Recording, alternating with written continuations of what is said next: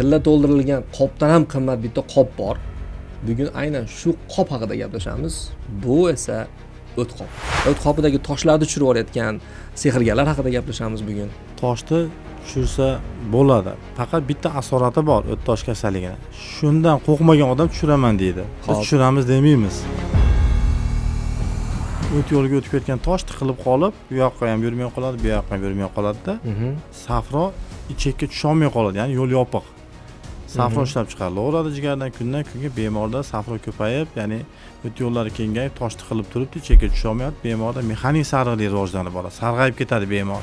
Chirib ketishi, buni operatsiya qilib ochib tozalashi, pankreas nekrozga uchragan bemorlarda juda bir natija yaxshi tomonga o'zgarish qiyin. O't qopini funksiyasi, vazifasi buzilgan. Tosh paydo qilyapti. Misol aytaylik, masalan, siz aytmoqchi, masalan 2-3 millimetrlik tosh tushirdik. Misol. Chuda yoki bo'lsa haligi omadi kelib qoldi, tushib ketdi, hech qayerda qisilmadi, sarg'aytirmadi bemorni, hali xirtiyasi chaqirmadi. Tushib ketdi. Rostdan tushdi. Tosh ko'rindi ya'ni. Misol tushdi, ha. Endi uni kim ko'rmaydi, chunki ichakka o'tib ketadi. No, reklama qilayotganlar bor, mana mancha tosh tushdi deb. Ya'ni bilmadim men. 12 barmoq ichagidan o't yo'ldan tushgan tosh u qachon axlat bo'lib tushib ketadi, uni kim kuzatib, qanaqa uni terib olgan bilmaymiz. Endi buni aniq endi shaxsini aytmaylik-ku, masalan, u buni aytgan bo'lmagan narsa. Bu xirurgiyaning 1000 yillik tarixi bor. Bu kecha, bugun, ilgari kun boshlangan narsa emas-da bu. Bu ota bobomiz u 1000 yillar davomida bu narsani qilib bo'lgan. O't qopini saqlab qolish maqsadida toshni operatsiya yo'li bilan ham olib ko'rgan, o't qopi saqlab qolingan, kimdadir 2 yil, kimdadir 5 yil, kimdadir 1 yildan keyin tosh paydo qilavergan. Bu xirurgiyada ya'ni yangi bitta Amerika ochish shart emas. O't qopini vazifasi, bu haqda ko'p gapirganmiz, rezervuar, ya'ni zaxira. Jigarda safro ishlab chiqarilaveradi, o't qopga kelib yig'iladi. Shunaqangi belgilar aytingki, shu belgilari bor inson o'zini o't qopi kasalligini bilsin. Shunaqa xirurgiya rivojlangan davrda, ya'ni 3 ta teshik orqali yoki 4 ta teshik orqali o't qopini olib tashlab turib, bugun qilgan bemorimiz ertaga yuradi, indinga ketadi. Haftalab 10 kunlab bemorni больницада olib o'tirish shart emas. Tilla to'ldirilgan qopdan ham qimmat bitta qop bor. Bugun aynan shu qop haqida gaplashamiz. Bu esa o't qopi. Ilhom aka, xush kelibsiz. Bugungi mehmonimiz, tanishtirganimiz Ilhom akam. Ilhom aka, bugun o't haqida gaplashmoqchimiz. O't qopi haqida, afsonalar haqida gaplashamiz. O't qopini tushirib yuborayotgan, o't qopidagi toshlarni tushirib olayotgan sehrgarlar haqida gaplashamiz bugun. Keyin bevosita savolga o'ta qolaman. To'g'ri. Savolni mana shu o'rtasidan boshlasam maylimi? O't qopidagi toshni tushirsa bo'ladimi o'zi? O't qopidagi toshni nimaga bu savolni berdim? Hozir internetda o't qopida kasalliklari belgilari, boshqa mavzular juda ham ko'p. Ya'ni keyin yana shular takrorlab o'tirmaylik-da. Boshqacharoq yondashishga harakat qilamiz. Birinchi savol shu. Tosh tushirsa bo'ladimi? Toshni tushirsa bo'ladi. Faqat bitta asorati bor o't tosh kasalligini. Shundan qo'rqmagan odam tushiraman deydi. Biz tushiramiz demaymiz. Masalan, o't qopidagi tosh harakatlanib safrosi yo'ligi bilan birga o't yo'liga o'tib ketishi mumkin. O't yo'liga. Buni xalidahalitiyaz deyiladi. O't yo'liga o'tib ketgan tosh tiqilib qolib, bu yoqqa ham yurmay qoladi, bu yoqqa ham yurmay qoladi-da. Safro ichakka tusha olmay qoladi, ya'ni yo'l yopiq. Safro ishlab chiqarilaveradi jigardan kundan kunga bemorda safro ko'payib, ya'ni o't yo'llari kengayib, tosh tiqilib turibdi, ichakka tusha olmayapti, bemorda mexanik sarg'aylik rivojlanib boradi. Sarg'ayib ketadi bemor. Bo'lishi mumkin, tushgan bo'lishi mumkin kimdadir. Masalan, o't yo'lini aytyapman, razmeri 6-7 bo'lsa, u yerga kelib 6-7 yoki 8 mm yoki 1 sm tosh tiqilib qoladi. 6-7 mmlik o't yo'liga sig'ib ketishi mumkin. 2 mmlik yoki 3 mmlik tosh sig'ib o'tib ketgan bo'lishi mumkin. Lekin biz xirurgmiz, tekshiruvlarga asosan hamma tekshiruvlardan keyin bitta fikrga kelamiz, bitta aniq gapni aytishimiz mumkin. Ya'ni u tosh tushib ketadi, senikini tushirib ko'raylik, senikini tushirib ko'rmaymiz, katta ekan deya olmaymiz. Shuning uchun shu asoratlardan qo'rqmagan odam tushirib harakat qilib ko'rishi mumkin. Demak, u qopidagi toshlarni tushirayotgan odam bilmaydiki, uni toshi qancha razmerda. Uni o't yo'liga tiqilib qolishi, keyinchalik sarg'aylik rivojlanib ketishi, buning natijasida jigar ishdan chiqishi, o't yo'liga tiqilgan tosh oshqozon osti bezini yag'lantirib, pankreatit degan kasallikni keltirib chiqarishi, pankreatit keyinchalik pankreas nekrozga o'tib, oshqozon osti bezi yiringlab chirib ketishi, buni operatsiya qilib ochib tozalashi, pankreas nekrozga uchragan bemorlarda juda bir natija yaxshi tomonga o'zgarish qiyin. Shunaqa asoratlarni biz ko'rib turganimiz uchun ham tushirmaymiz. Tushiramiz degan insonlar bular endi bilmadim qandaydir bu yog'ini ko'rmagan asoratlarni yoki bo'lmasa qandaydir saviyasi pastroq yoki bo'lmasa Xo'p, Ilhom aka, shunda agar to'g'ri tushungan bo'lsam, o't qopidagi tosh juda ham kichkina bo'lsa, tushirib yuborsa bo'ladi, to'g'rimi? Uni sabablari yoki bo'lmasa bir aniqlari ko'pda. Masalan, o't yo'lini razmerini bilmaymiz. Bu narsa har bir bemorga yo'q, bu narsani hech kimga o'zi maslahat bermaymiz, tavsiya bermaymiz. Nimaga? Bu ko'p faktorlar bor-da. Bu masalan toshning razmeri kichkina bo'lgani bilan o't yo'lining razmeri kichkina bo'lishi mumkin. Xo'p. O't yo'lini 12 barmoq ichiga ochiladigan teshigi bo'ladi. BDS deyiladi. Ruschasiga большой duodenальный сосочек. Buni razmeri ham hammada har xil bo'lishi mumkin. 2 mm tosh ham kelib shu yerda tiqilib qolishi mumkin. Ya'ni ochiladigan teshikka, ya'ni sfinkterga. Tushunarli. Shuning uchun u narsani hech kimga tavsiya qilmaymiz. Ya'ni tushirib ko'raylik, yoki bo'lmasa harakat ko'raylik demaymiz, chunki asoratlar men aytib o'tayotgandek asoratlar bo'ladigan bo'lsa, keyin bemorni qiynaganimiz qoladi. Shuning uchun o'sha mana bu narsani nimaga tushirmaylik deyapman. Men mana o'sib yana bafurja aytib beray. O't qopini funksiyasi, vazifasi buzilgan, tosh paydo qilyapti. Misol aytaylik, masalan, siz aytmoqchi, masalan 2-3 mmlik tosh tushirdik. Misol. Chuda yoki bo'lmasa bir haligi omadi kelib qoldi, tushib ketdi, hech qayerda qisilmadi, sarg'aytirmadi bemorni, xalidiyasi chaqirmadi. Tushib ketdi. Rostdan tushdi. Tosh ko'rindi ya'ni. Misol tushdi, Endi uni kim ko'rmaydi, chunki ichakka o'tib ketadi. Reklama qilayotganlar bor, mana mancha tosh tushdi deb. Ya'ni bilmadim men. 12 barmoq ichidan o't yo'ldan tushgan tosh u qachon axlat bo'lib tushib ketadi, uni kim kuzatib, qanaqa uni terib olgan bilmaymiz. Endi buni aniq endi shaxsini aytmaylik-ku, masalan, u buni aytgan bo'lmagan narsa. Xo'p. Tushdi ham deylik. Tushdi ham deylik. Endi o't qopining vazifasi buzilgan, funksiyasi buzilgan tosh paydo qilyapti. Aytaylik, kimdadir 6 oydan kelgan. U yana tosh paydo qilishi mumkin. Yana tosh paydo qiladi-da. Shuning uchun nimaga o't qopini olib tashlaymiz? Tushunyapsizmi? Bu xirurgiyaning 1000 yillik tarixi bor. Bu kecha, bugun, ilgari kun boshlangan narsa emas-da. Bu ota bobomiz 1000 yillar davomida bu narsani qilib bo'lgan. O't qopini saqlab qolish maqsadida toshni operatsiya yo'li bilan ham olib ko'rgan. O't qopi saqlab qolingan, kimdadir 2 yil, kimdadir 5 yil, kimdadir 1 yildan keyin tosh paydo qilavergan. Shuning uchun o't qopining funksiyasi buzildimi, tosh paydo qilyaptimi, devorlari qalinlashgan, ultratovush tekshiruvlarda o'ng qovurg'a ostida og'riqlar bo'lyapti bemorlarda, ovqat esa diyetani bo'lsa og'riq kuchayyapti, bu bemorda o't qopini olib tashlash kerak. Bo'ldi. Tushunarli. Bu xirurgiyada ya'ni yangi bitta Amerika ochish shart emas. Bu narsalar hammasi xirurgiyaning tarixida bo'lib o'tgan narsalar. Shu men aytib o'tgan narsalar, bezovtagarchiliklar bor, tosh bor, og'riq bo'lyapti, bemor diyeta qilyapti, diyetani bo'lsa og'riq kuchayyaptimi, o't qopini olib tashlash kerak. O't qopini vazifasi-chi degan savol bor. Ko'p bemorlar shuni so'raydi-da, o'tim olsa yashaymanmi yoki boshqa. O't qopini vazifasi, bu haqida ko'p gapirganmiz, rezervuar, ya'ni zaxira. Jigarda safro ishlab chiqarilaveradi, o't qopida kelib yig'iladi. Oshqozonga ovqat tushishiga, oshqozondagi ovqatning tarkibiga qarab turib, yog'li ovqat yoki qo'yiq ovqat, xamir ovqat tarkibiga qarab turib miyaga impuls boradi, o't qopi shunga kerakli safroni haydab beradi. Ya'ni o't qopi qisqaradi, safro harakatlanib, o't yo'llari orqali ichakka quyiladi, oshqozonga ovqat kelib, 12 barmoq ichida o'zi ovqat hazm qilishni boshlaydi. Buni olib tashlaganimizdan keyin nima bo'ladi? To'planadigan zaxira, depo yoki rezervuar yo'q. Jigarda ishlab chiqarilgan safro to'g'ri 12 barmoq ichiga quyiladigan bo'lib qoladi. Xo'p, shunda hozir o'tning hech qanaqa vazifasi yo'q bo'lib qolyaptimi shunda? O't qopini olib tashlaganingizdan keyin safro ishlab chiqarilyapti jigardan. Jigardan ishlab chiqarilgan safroni hech kim to'xtatib qo'ymaydi. To'planib turadigan joyi yo'q. Jigarda ishlab chiqarilgan safro o'ng bo'lagidan chap bo'lagidan to'g'ri ikkovi qo'shilib turib 12 barmoq ichiga quyilaveradi. Organizm moslashadi, ya'ni masalan o'tda olgan bemorda 2 oygacha, kimdadir 3 oygacha diyeta qilsin deymiz-ku. Shu o't qopi yo'qligi uchun ko'p ovqat yeb qo'ysa, ko'pgina safro haydab bera olmaydi. Shuni hisobiga hazm qila olmay qiynaladi organizm. Shuni hisobiga oz-ozdan tez-tez ovqatlanib yuradi, organizm shunga moslashgandan keyin 2-3 oydan keyin u soppa-sog' odamdek ovqat yeydi. Oldingidek o't qopi bezovta qilmaydi, og'riqlar bo'lmaydi, постоянный bir umr dietada o'tirmaydi yoki bo'lmasam o't qopidagi tosh o't yo'liga o'tib ketmaydimikin degan xavfda yoki bo'lmasam shubha bilan yurmaydi. Tushunarli kerak. Xo'p, rahmat javob uchun. Xo'p, keling endi belgilar haqida, konkret belgilar haqida gaplashamiz. Hozir shunaqangi belgilar aytingki, shu belgilari bor inson o'zini o't qopi kasalligini bilsin. Asosiy belgilari bemorlarda o'ng qovurg'a osti sohasida og'irlik hissi paydo bo'ladi. Birinchi o'rinda o'ng qovurg'a ostida ovqat yegandan keyin masalan mashinada yursa yo boshqa mana shu o'ng qovurg'a ostida tiqilish bo'ladi. Ha, og'riq ya'ni. Bir narsa turgandek bo'ladi, tiqiladi, og'izdan bemaza ta'm keladi, kimlardadir zarda bo'lishlar qo'shiladi. Shu asosan shu o'ng qovurg'a ostidagi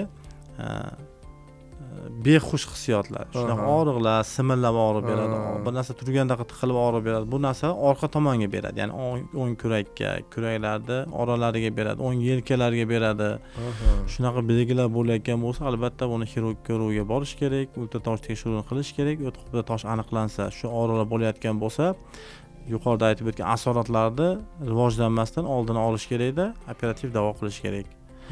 Hozir shunaqa xirurgiya rivojlangan davrda, ya'ni 3 ta teshik orqali yoki 4 ta teshik orqali o't qopini olib tashlab turib, bugun qilgan bemorimiz ertaga yuradi, indinga ketadi. Shunaqa holatda yuqoridagi asoratlarni rivojlantirib, haftalab, 10 kunlab bemorni больницада olib o'tirish shart emas. Mustaqil davolansa ham bo'ladimi o'tga? Qanaqadir damlama ichib yoki qanaqa smuzi ichib davolansa? Yo'q, endi masalan aytib o'tganimdek hozirga qadar davolab ko'rishingiz mumkin. Nima deydi haliga? Agar omadi kelib, masalan, shu toshlar tushib ketib qolishi mumkin, boshqa qilishi mumkin, bezovta qilmay yaxshi bo'lib ketsa, xo'p. Lekin halidaqa o't yo'liga tosh tiqilib qolib, keyin sarg'ayib ketsa, unda albatta keladi xirurgga. Keyin men aytgandek 10 kunlab, haftalab больницада yotishga to'g'ri keladi. To'g'risi meni operatsiya haqidagi, o'tni oldirish haqidagi qo'rquvlarim umuman hozir deyarli yo'qqa aylanyapti. Shunda uni ham xuddi shu bariatrik operatsiyaga o'xshab kichkina tirqichlar bilan operatsiya qilinadi shunda. Shunaqami? Albatta. Endi bu amaliyotni biz endi 15 yil oldin boshlaganmiz. 15 yildan beri qilganimiz uchun mana 3 ta 4 ta teshiklar kichkina tirqichlar orqali 0.5-1 sm tirqichlar orqali amaliyot o'tkazganimiz uchun bemorlarda operatsiyadan keyingi davrda kuchli og'riqlar, jarohat sohadagi qattiq og'riqlar, bunaqa narsalar bo'lmaydi. Bemorlarda o'zi aytayapman, mana bugun qildik, ertaga yuradi, nega ketadi?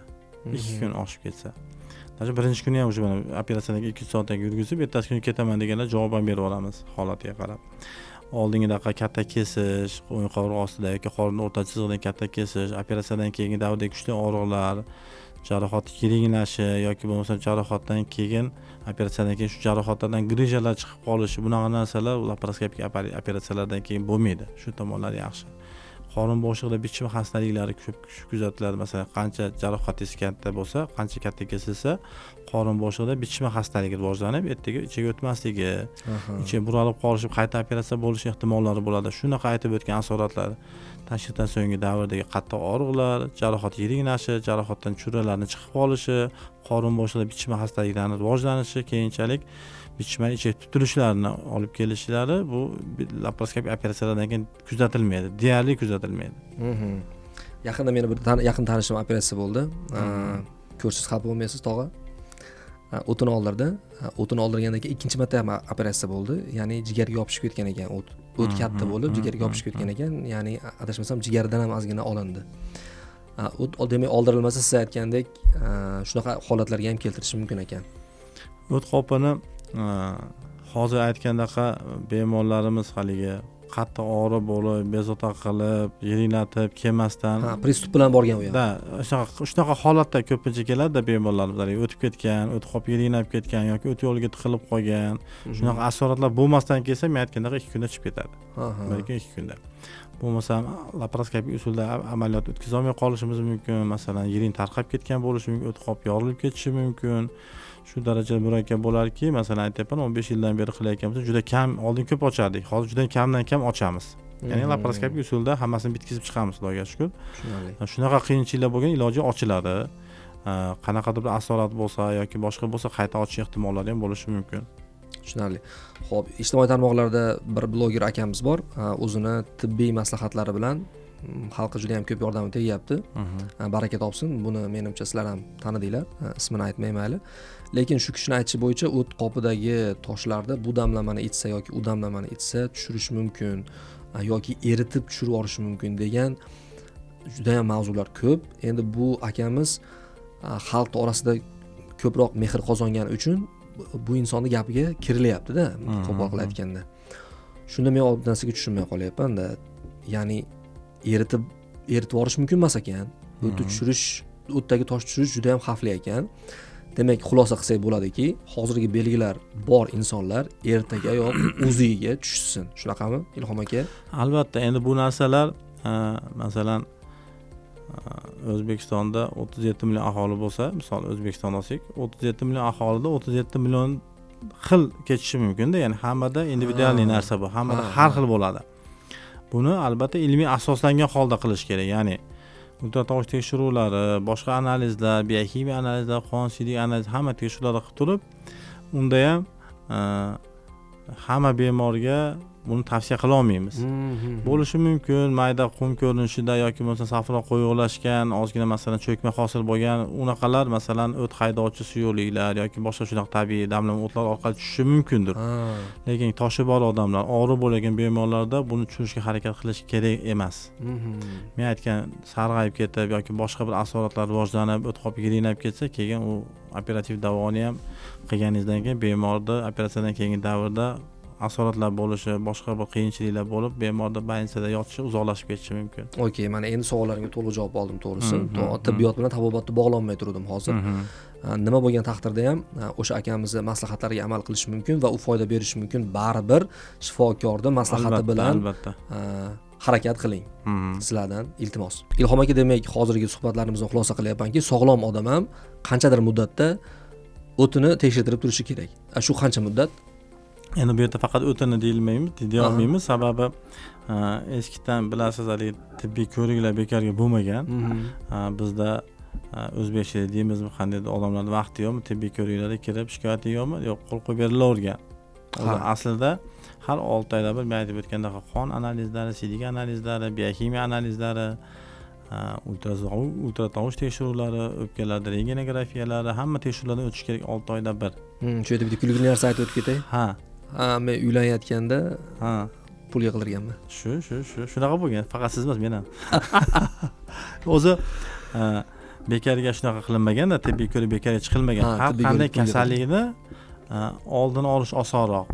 Uni asoratlarini davolagandan ko'ra ko'p narsani aytamiz. Juda ham keng tarqalgan va hech kim amal qilmaydigan gaplardan bittasi. Albatta shu narsani qilish kerak. Endi biz o'ta u darajada chuqur analizlar, tahlillar demayapti, chunki mana biz Rossiya Federatsiyasida ko'p borganimizda ko'p ko'rardik. Bemor har 6 oyda yoki 1 yilda bir kelib kolonoskopiya deyiladi. Ya'ni kolonoskopiya yo'g'on ichakda o'sma yoki xavfli hosilalarni oldini olish uchun tekshiriladigan usul. Orqa peshodan kolonoskopiya qilib ichakda ma'lum bir qismigacha borib tekshirib chiqadi. Yo'g'on ichakda shilliq qavatli o'sma bormi yo'qmi yoki moyillik bormi yo'qmi, qizarish bormi yo'qmi. Bu oldini olish uchun shu tekshiruvlargacha qiladi. Bu tekshiruvlarni aytmayapmiz. Oddiy qon siydik, ultratovush, rentgen tekshiruvlari. Umuman shu biz o'zimizda masalan poliklinikalarimiz hammasi shunda bor. Shu tekshiruvlarni qilish kerak kamida. Va bu tekshiruvlar bepul adashmasam? Albatta, biz hozir mana ko'p poliklinikalarimizda davlat tomonidan ko'p apparaturalar berilgan. Hayron qolasiz haqiqatan, shunaqa dasturlar bor. Zamonaviy apparaturalar, EKG dan tortib, ultratovush tekshiruvlarigacha, rentgen apparatlarigacha hamma tekshiruvlar bor. Hamma mutaxassis borda. Shundan foydalanish kerak xolos. Yashash joyingizda qishloq vrachi punkti bor yoki yashash joyingizda poliklinika bor. Yo'q, hamma shaharga yoki markazga borishga harakat qiladi. Oldin tibbiy ko'rik uchun o'zini oldiga chiqsin. Qandaydir shikoyati bordir yoki qandaydir vrachga ko'rinsa, shu shikoyatga qarab qaysi yo'nalishga ko'proq urg'u beradi. O't tomondan bo'lsa o'tga, yurak tomondan bo'lsa kardiolog, o'pka tomondan bo'lsa terapevtga qilib chuqurroq keyin tekshiruvlar bo'ladi-da. Hurmatli do'stlar, qanchadir muddatda va faqat sizdan vaqt talab qilyapti xolos. Men o'zimga ham amal qilaman. Bundan keyin xudo xolasa qanchadir muddatda o'zimizga kelinglar. Bugundan boshlab bir qoida qilaylikki, tekshiruvlardan o'tib turaylik. Shunda kasallikda asorati bilan shug'ullangan bo'lamiz, natijadan ko'ra. Kasalliklarni oldin olgan bo'lamiz, ularning asoratlarini davolagandan ko'ra. Shunday desak to'g'ri bo'ladi. Xo'p, o't haqida yetarlicha ma'lumot bera oldik deya olmayman, lekin YouTube'dagi ko'plab ma'lumotlarni qaytarmaslikka harakat qildik. Yana qisqacha bo'lsa ham kerakli ma'lumotlarni berib o'tdik deb o'ylayman, Ilhom aka. Va o'tida muammosi bor bemorlar Sog'lom avlod klinikasiga, Ilhom akamga bemalol uchrashingiz mumkin. Malakali mutaxassis va bu bo'yicha ham ko'plab operatsiyalar o'tkazgan siz deb o'ylayman. Albatta, biz endi bu hozir juda ko'plab joylarda bu amaliyot o'tkazilyapti. Biz 15 yil bo'lyapti. Birinchilardan bo'lib shu biz Andijonimizga laparoskop apparatlari kelganda shu biz o'zimiz ustozlarimizdan bor. Shu ustozlarimiz bilan birgalikda bu amaliyotlarni boshlaganmiz.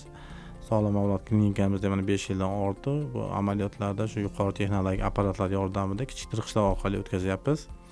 Bemalol bizning sog'lom avlod klinikasiga murojaat qilishlari mumkin. Chiroyli qilib operatsiya qilib bemorlarning dardidan xalos bo'lishiga yordam beramiz. Rahmat Ilhom aka bugungi tashrif uchun. Xo'p, sizlardan yana o'sha iltimosimiz kommentariyaga kiring, hech bo'lmasa bitta nuqta yozib qo'yib jo'natib qo'ying, chunki YouTube'da algoritmi shunaqa, qancha ko'p kommentariya yozilsa, demak YouTube bu video insonlar uchun qiziq bo'lyapti deb o'ylaydi va buni ko'proq odamga tavsiya qilishni boshlaydi. Ajratgan vaqtinglarga murozi bo'linglar, kerakli ma'lumotlar bera oldik deb o'ylayman. Keyingi ko'rsatuvda ko'rishguncha salomat bo'ling.